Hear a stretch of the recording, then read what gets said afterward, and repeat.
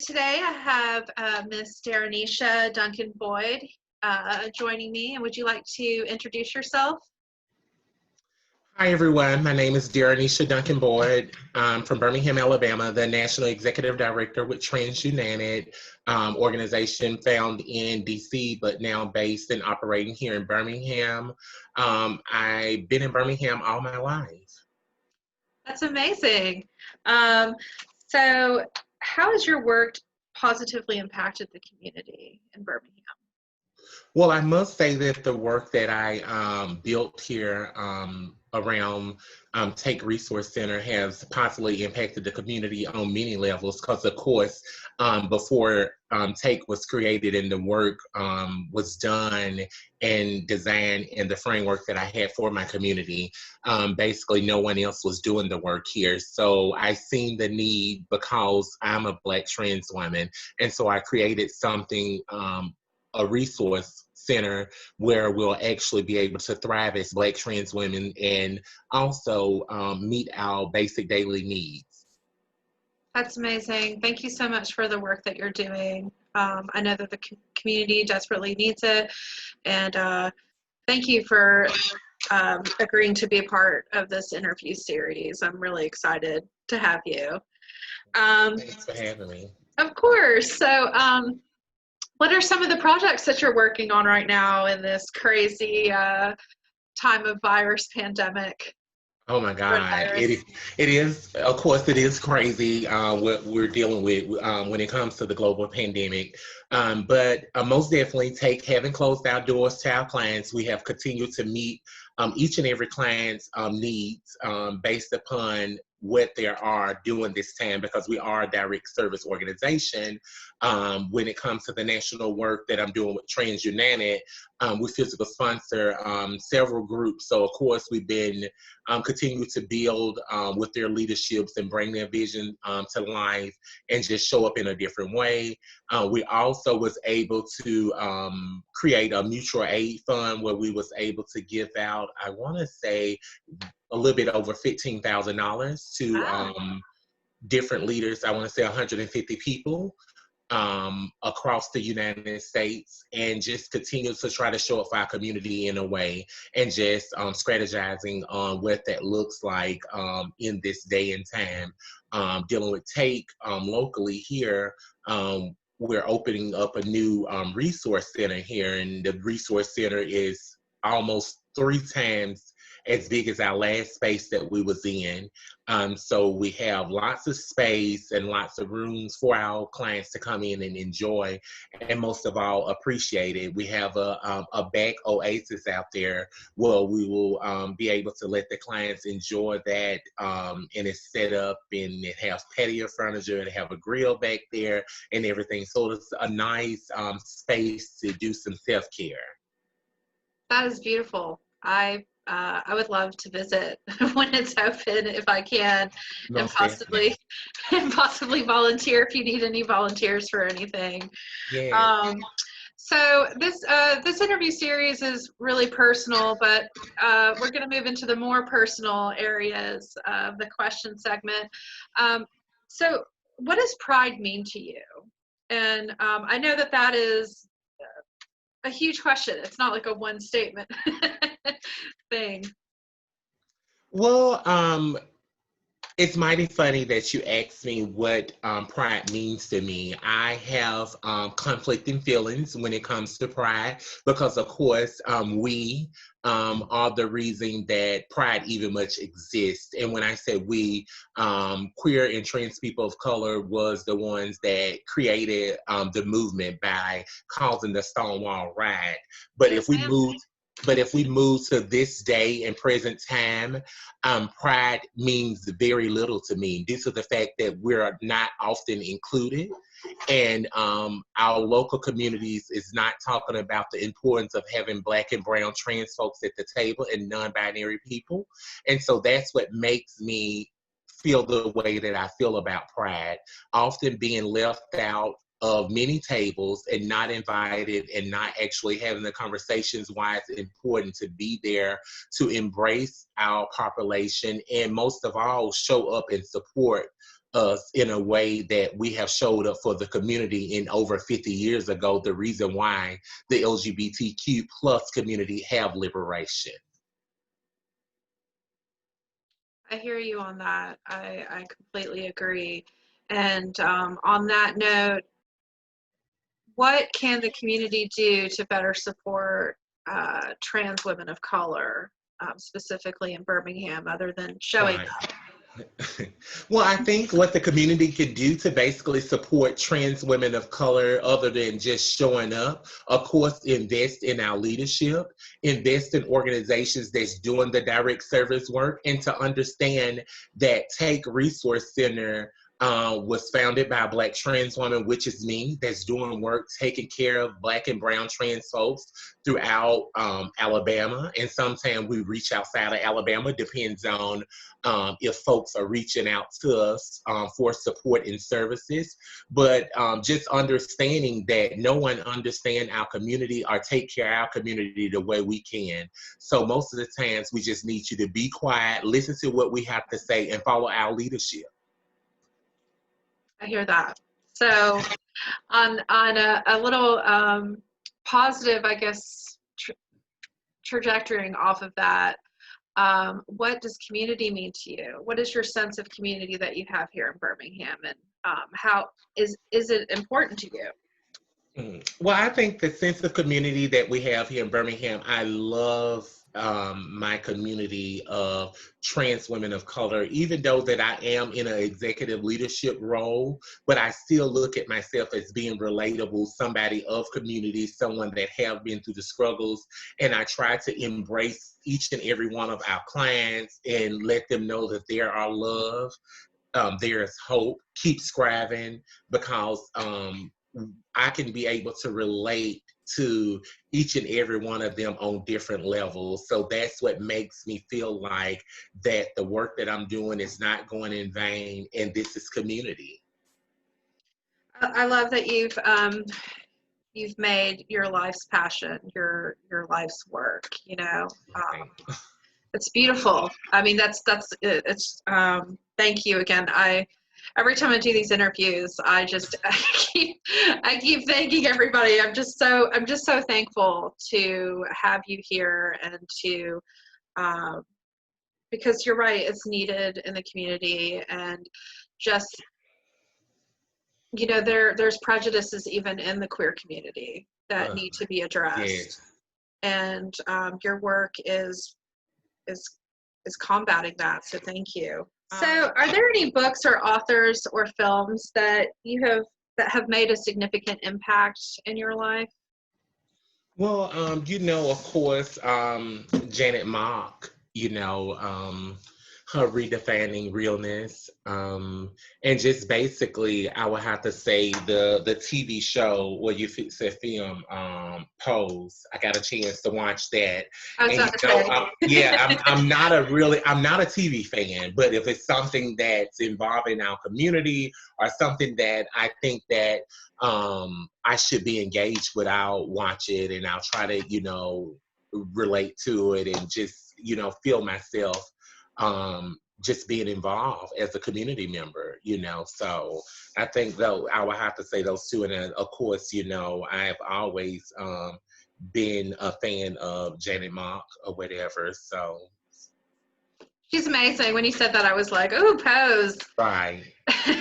Here, and I think I watched The Orange Is the New Black maybe a couple times. So I was able to see Laverne on there. Laverne's amazing as well. I love Pose. Here at work, we talk about Pose, like when it's on every episode, what happened. Yeah. So what are the things that bring you joy, and how do you pursue them even when life gets stressful? What are the things that bring me joy? I think that the most important thing that brings me joy on a day-to-day basis would be simply being able to meet the need of one trans woman of color, especially my Black community, because it's so hard for us to thrive and get the things that we need, and we are often shunned and put down. So when I'm able to just assist and to see a lady smile, you know, that brings me joy. You know, if I'm not able to assist, then that bothers my spirit because I feel like I let someone down. Well, and I want you to also know that there are people in the community who do love you. And even though I'm just now meeting you, you know, there are people in the community who do support you. And I try to remember that in my own times of like facing like racial discrimination in Alabama. I'm not from here. And then I try to remember like there are people who love me, you know, and that's all that matters. And as long as you, and you know, but you do need that support. And I'm hoping that this interview will help further like another platform for you in the community. So yeah, and I think that just to add on top of that, I often tell myself a lot that I know people that love me. They show it on a daily. You know, I can't please everybody, and everybody is not going to be happy with me, especially by me being an unapologetic Black trans woman. I stand firmly on what I believe in and firmly on the words, because what I have is my values and my ethics that I bring to the work. And if something is not right, I'm going to hold you accountable. And I think many people don't understand. They don't like to be held accountable. And when you hold them accountable, they beat around the bush to try to make it seem like that's not the way it was meant to be. But you know, you shouldn't discount how a person that's greatly oppressed feel. And as a Black trans woman, I'm not only a 2-time strike, I'm a 3-time strike. You know, I'm from Black, I'm biological, born as male, transition into female. So that gives me 3 strikes that we know that the Black woman is, you know, the bottom of the totem pole. So, and then the Black man, and then my trans identity. So it's just all over the place where I'm really oppressed. But I just found ways to navigate that oppression and bring myself somewhere out of the hole. And now I'm trying to bring my people up with me and let them know that we can do it. We just have to stand together. And I know that no race is perfect. And I know the only way that we can fix these issues, we got to start seeing and taking care of each other. But we do know that racism still exists in Birmingham, Alabama. You know, and we can't erase that, you know, and people don't want to talk about that conversation because it becomes hard. I agree. I mean, people want to keep things very simple and they don't want to think about the things that we need to be addressing. And I feel like that's not something that we're dealing with on just a local level. It's on a national level. It's on a global level. I feel like trans women of color, for the most part, are ignored. And I'm sorry for that, because you should be able to have community through a community that says that they are for you, you know, especially the queer community. And we're not standing, you know, people are not standing for the violence that, especially women, like trans women of color, you know, they're being killed in this country and nobody's talking about that. Right. To get a little bit more emotional, we're going down another level.